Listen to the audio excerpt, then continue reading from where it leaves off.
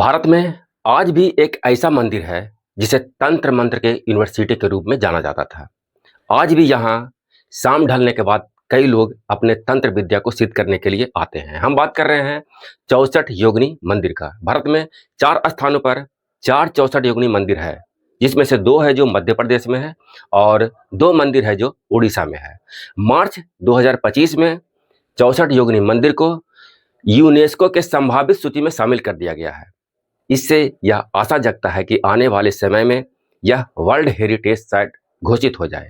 तो आज हम 64 योगिनी मंदिर के बारे में जानेंगे, उस मंदिर के बारे में जो आज भी बिल्कुल सुरक्षित अवस्था में है।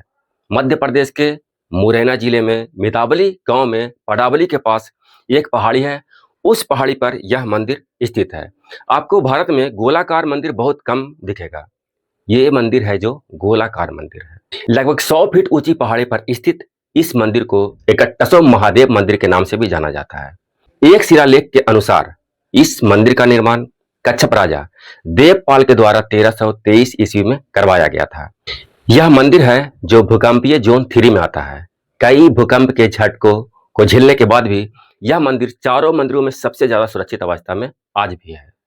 इस मंदिर का बाहरी व्यास है जो 340 फीट है और इसके आंतरिक भाग में 64 अलग अलग कक्ष बने हुए हैं लगातार, और साथ में गलियारा भी है।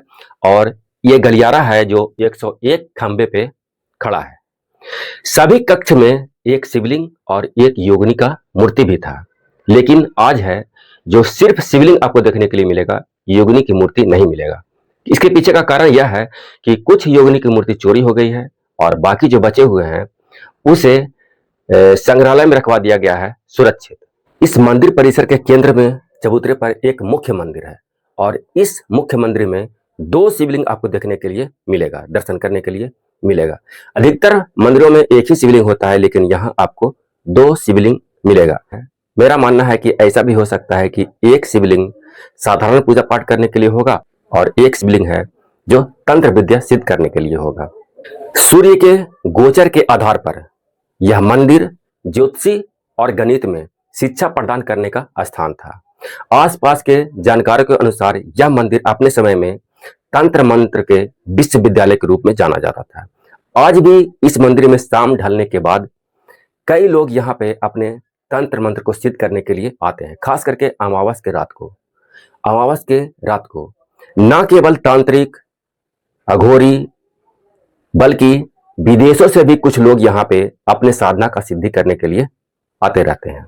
आर्कियोलॉजिकल सर्वे ऑफ इंडिया ने इस मंदिर को वर्ष 1951 में प्राचीन और ऐतिहासिक स्मारक घोषित किया है और उसकी सुरक्षा अब आर्कियोलॉजिकल सर्वे ऑफ इंडिया के अधीन आ गया है। मंदिर की संरचना इस प्रकार का है कि बरसात के पानी को भी स्टोर कर लिया जाता है।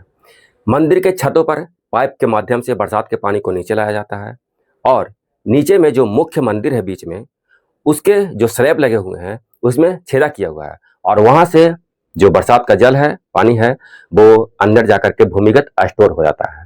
तो इस तरह से मंदिर का निर्माण किया गया है। इस मंदिर का नाम 64 योगिनी मंदिर है। 64 योगिनी है कौन?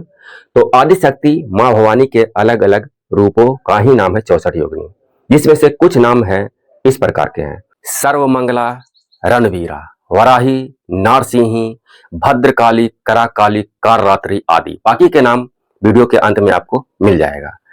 इस मंदिर में जो शिवलिंग स्थापित है, अगर शिवलिंग को ध्यान से देखेंगे तो इस शिवलिंग में अर्धा नहीं है।